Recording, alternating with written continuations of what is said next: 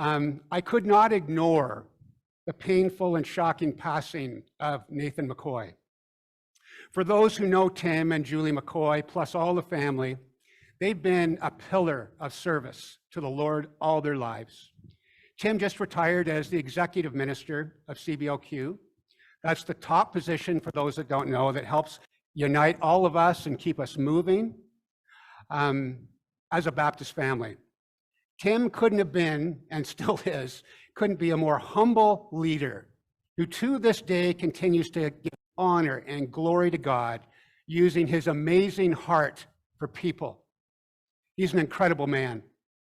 Nathan, as the family openly shared, was struggling with depression and overall sadness for many years.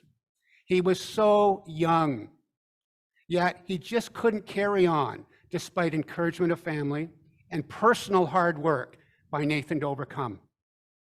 And I have worked with young, determined men and women who have taken their life after a relapse to depression or other mental health issue. They just couldn't deal with those feelings again. The thoughts of trying to pull out of that dark hole was unbearable for them. They just couldn't feel that way again for so long and try to get better. So that was it. It's a horrible disease, and I emphasize it's a disease. And thank you, Barb, for praying this morning. All I can say is this: Satan is alive and well within our world, and worse, there's a horrible attack on our churches and our church families. So we must be strong together. We all have the authority in the world through Christ, but we must unify together. We talked about that in the series, the unity of the church, scripture, prayer. That's what brings renewal. That's what brings unity. Spiritual warfare we often don't talk about. And so many churches keep it on the shelf, but just touch on it a little. So after this week, there had to be a purpose. Something tremendously positive must come out of this.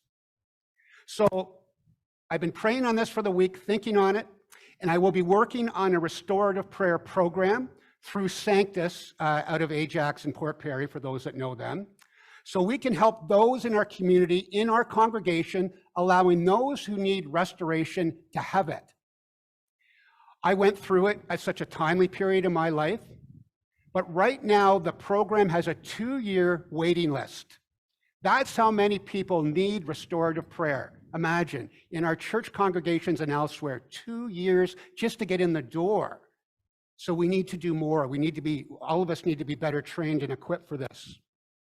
So after Nathan this week, chatting at Assembly with Tim, and who of course embraced and prayed for me, put this entire tragedy forefront for me for restorative prayer. But I would need several highly committed and called people to be part of this. So more to come on that, and we'll talk about this as time moves on. But it's something to pray about, pray for. If this is on your heart, something you feel called to do, if you have those gifts, I would love for you to come and see me. So depression, you wake up dreading the day and go to bed feeling just as dreadful, day in and day out. It breaks my heart, and I have observed a lot of it. I have personally experienced that pain. I've lost 15 colleagues to suicide over my career, and I've attended far too many calls where suicide was the cause of death. So today is about ensuring all of us are reminded that we have support. We have an open door to mental health issues, and we will do all we can to assist. So to celebrate and honor the McCoy family, I wish to add a segment to Revival that rock bottom can hit any one of us. It can be so many things. It can be drugs or alcohol, although it's not always depression or those things. It can be so many things, and we must aggressively attack the enemy through the power and through the love of Christ to intercede by his Spirit. I have no idea why those like Nathan, a godly man, could not break free, despite the efforts and his beliefs. An amazing family who loved him and raised him as a Christ follower. But we do know that many have succeeded, so we can praise God for that. So no theological debates on this one. I'm smiling, knowing that Nathan is no longer with tears, upset, and is in the presence of the one he loves dearly. So my point today, that even when revival and renewal is in full motion, which would make me leap with joy, the dark side of depression, mental health issues, often led by the demonic, has a sheepskin covering by the wolf underneath. It's so insidious and usually creeps up on us so slowly. So today, looking into the dark corners, we will find a biblical perspective to ensure that this congregation of Christ, loving and serving believers, those on Zoom, those we meet in so many places, will know there's a way out. I go back to the very first acronym I learned long ago on my journey of depression, addiction, and share with many of my Rotary leaders when we go to Haiti and the Dominican, when we lead our teams there. Many of you will know it. It's called HALT. Hungry, angry, lonely, tired. And I think many of you will have heard that as you go through your journey. But I call it G-HALT now. I've added another letter there. So it's actually G-HALT, which means God, hungry, angry, lonely, tired. So I want to add that little bit. So God, hungry, angry, lonely, tired, HALT. G-HALT. So with this in mind, Elijah falls right into the story, doesn't he? He is on a roll. He is being led by God in an incredible relationship with him. Yet he was suicidal. What I call the demon of fear, the depression of death. By now we must have seen it. This is why spiritual warfare must not be something we talk about uncomfortably. We should know about it. It should be something recognized, not to glorify the other side at all, but to protect and defend and to be on the offensive, so we can effectively serve Christ in the lifelong journey to share the gospel. So the rollerblades part that I didn't get to do this morning, can I share this one known fact? Exercise. We are not just going to discuss spiritual exercise, but physical exercise. Yes, exercise in the church. Getting out for a walk, bike, garden, walk as a group and pray together. Go to the gym. I know somebody at the back of the church that goes to the gym every morning. I won't point him out, but Bob, bless you for going to the gym every day before church. He's up. He goes to church even before church. He goes to the gym before church even. I mean, that is very, very stoic, and I give Bob full credit. So bless you, Bob, for that inspiration for me this summer. You just might find me there, or not. I don't know. Getting out for a walk, a bike ride, a garden, to go to the gym daily, all those things. It's a massive offensive against the demons of depression, addictions, and all of those things. It increases our serotonin in a good way. So the big idea of today's message is the great prophet Elijah experiences one of the most magnificent displays of God's power on earth, but then quickly hits rock bottom as despair and depression overwhelm him.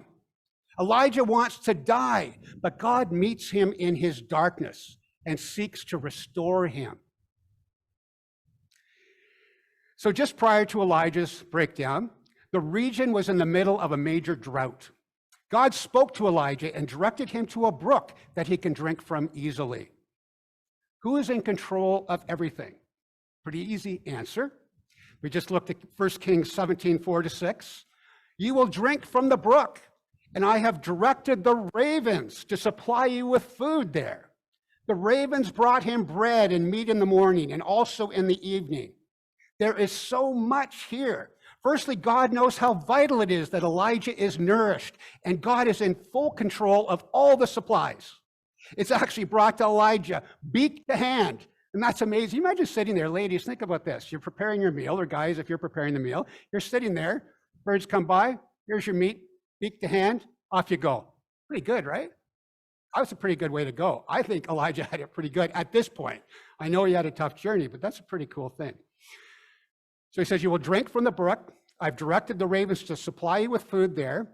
And the ravens brought those things, and meat in the morning and also in the evening, so twice a day. Time went on, the brook dried up, and God sent Elijah to another location where a widow prepared food and had water for him, even though supplies were sparse. So it's pretty amazing to have God direct birds, open up riverbeds, create food through a widow's care, which should have painted a very bright picture for Elijah on who Yahweh loves and how he cares for his people. So after seeing God control the birds, the water, and all the things, Elijah sees even greater events that I hope would encourage him, and certainly encourages me and should encourage you. There's a great part in 1 Kings that I find amazing, the duel, Yahweh against Baal. Sounds like a great movie to me. In 1 Kings 18, God comes to his prophet Elijah and tells him that the multi-year drought God had brought to the land of Israel is ending. God was sending rain. But before the rain comes, Elijah calls out the 450 false prophets of Baal and the 400 false prophets of Asherah who had been appointed over Israel by King Ahab and his wife Jezebel. So here we go. Elijah challenges the false prophets to a duel to see which God, Yahweh or Baal, would answer from heaven with fire. And these tests have been since time, right? Moses and the magicians before Pharaoh, we've seen this before. We know who's going to win. So what was the duel? Elijah is the last of the Lord's prophets, the last one. Baal had 450 prophets. The challenge, if Baal is your God, follow him. If Yahweh is your God, then follow him. Pretty simple. So make a choice, in other words. The challenge was set up, 2 altars with a bull ready to be burnt on the altar. Wood was all around. Baal could light the fire of their sacrifice, or Yahweh could light the fire of Elijah's sacrifice, one or the other. So Baal went first. The Baal prophets went first. They built their altar, prepared the sacrifice. From morning to noon, they cried out for Baal to answer them. And they were just looking at dead wood, literally. So this went on for a while. It went on. They cried to Baal. They cried louder and louder to the point that they cut themselves with swords until they bled. But there was no answer from Baal. What a surprise. Elijah finally began to prepare his altar and sacrifice. The prophet even built a trench around the altar and filled it with water. Talk about salt in a wound. I'm going to go even a little farther. I'm going to put water around it just to keep the sparks down so there's no trickery here. Just an extra bit to show how confident he was in God's ability.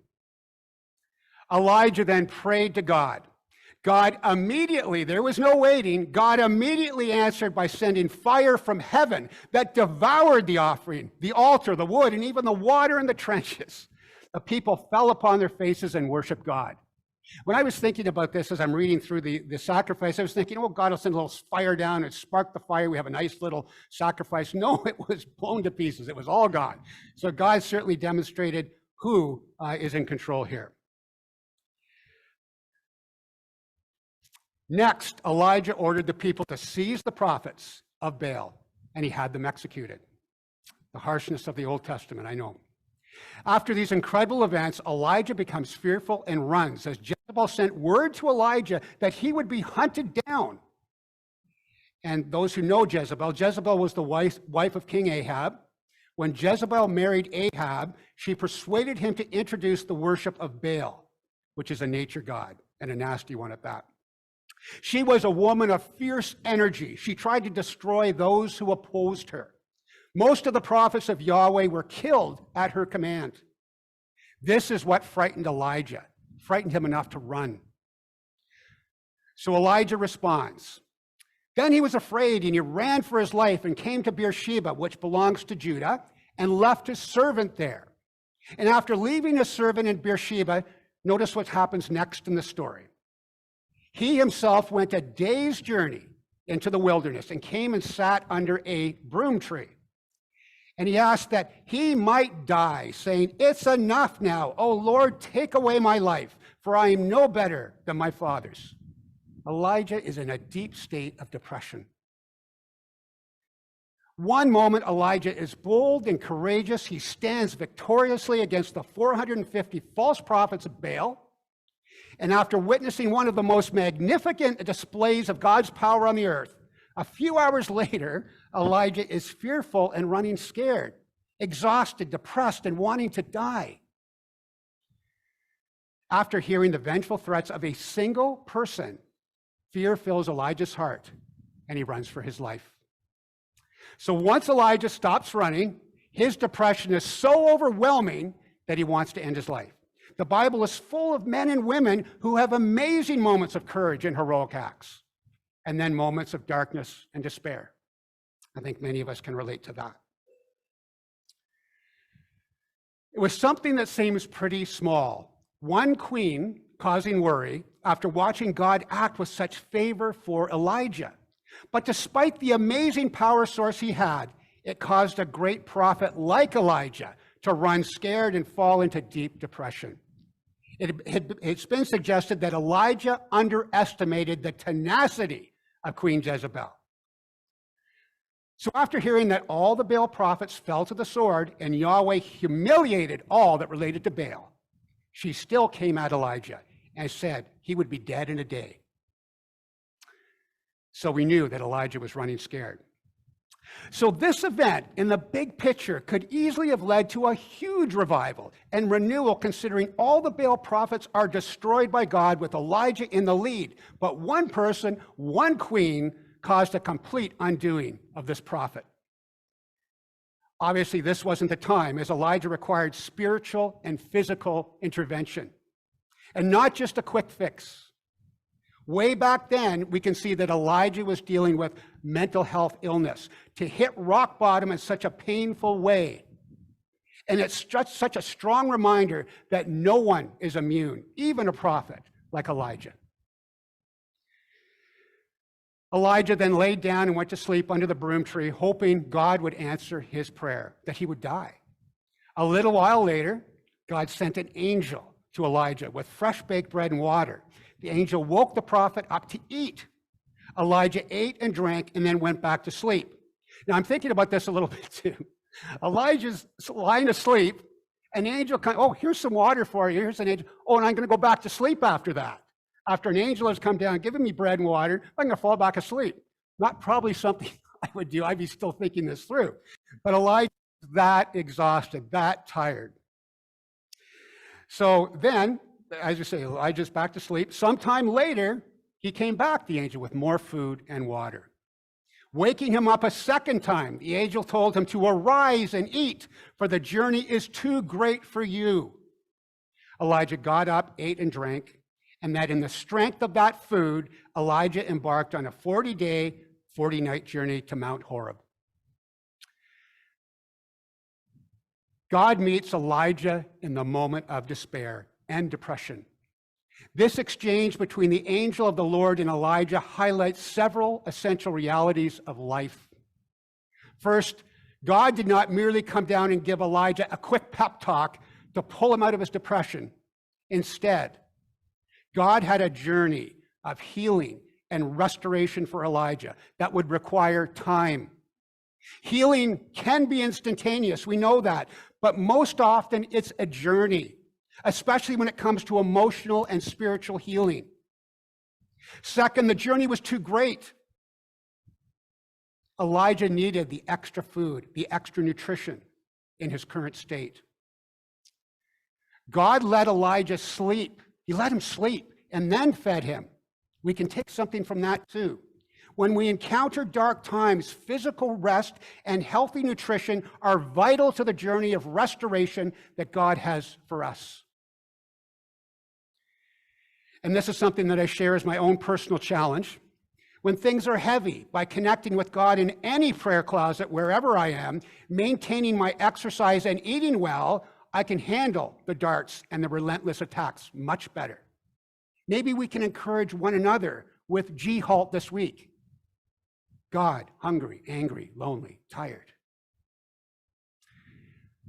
Elijah would travel another 40 days to Mount Horeb, but God ensured Elijah had the extra food and rest.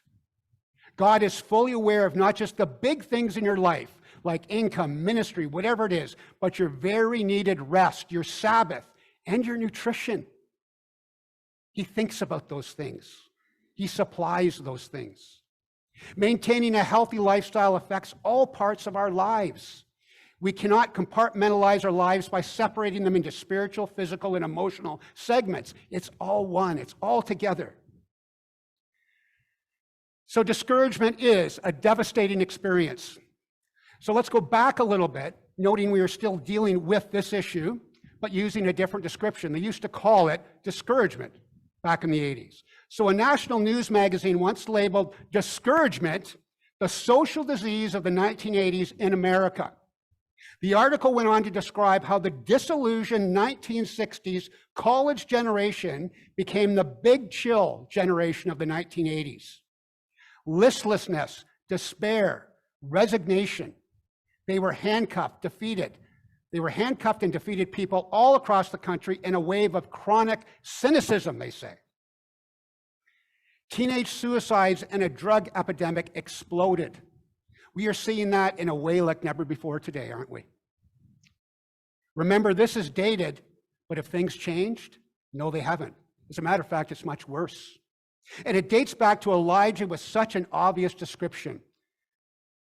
But hold on to this. God knows all about it and has for a long time.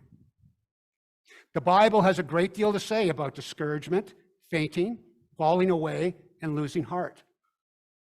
Even the Apostle Paul had to struggle with Elijah's illness himself, and he mentions it in 2 Corinthians 4. Therefore, since we have this ministry, we do not lose heart. Paul overcame discouragement and discovered strength for endurance by becoming involved in a significant ministry. He could not give up or disengage because his task was too important. Like Nehemiah building his wall around Jerusalem, we talked about that, Paul could say, I'm doing a great work. I cannot come down.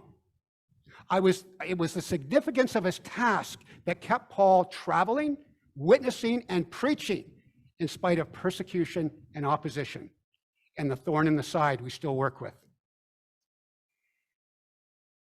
In the same way, Elijah was aroused out of his despair by being given another important task by God.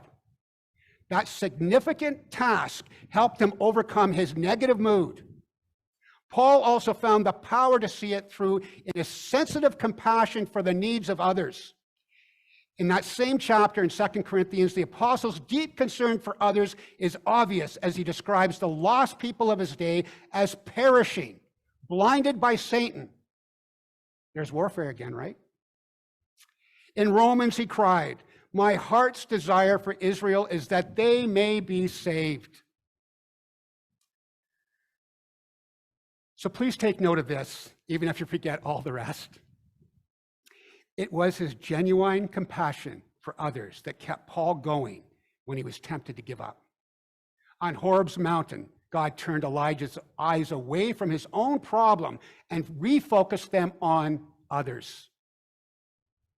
This is an important and proven way of feeling better about others and yourself. Obviously, much more is required. Medical assessment and treatment if necessary, exercise, good diet, relationships, so many good things. But guaranteed, when you start looking at a godly mission, when we think about others above ourselves, the heart can really get a big boost. Elijah needed to begin thinking about the faithful remnant who had not bowed the knee to Baal.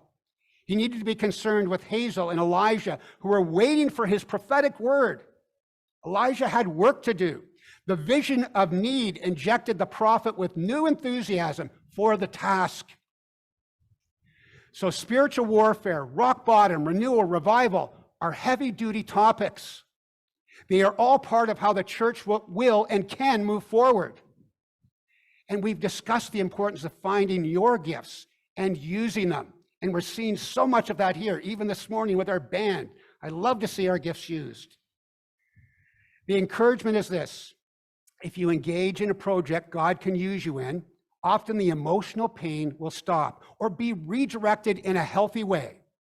With a solid purpose, such as striving towards revival, renewal, and all the rest, those who journeyed before us, even the least expected in the Bible who had major issues, were renewed and were uplifted. Those who may be struggling in this area, or the many other attacks that occur from those nasty darts that get thrown so often, regularly, keep praying. Keep watching for God at work around you. Be hopeful and anticipate great things. Our God is fully present. Elijah needed to restore his faith in God, his faith in himself, and his faith in others. This experience in the wilderness addressed all three. God was still there, as powerful and as loving as ever. Elijah could still trust him. He could believe in himself because he was still important to God. There was work for him to do. His faith in others was renewed when God reminded him that he was not alone in the battle after all. Amen. Bless you, church.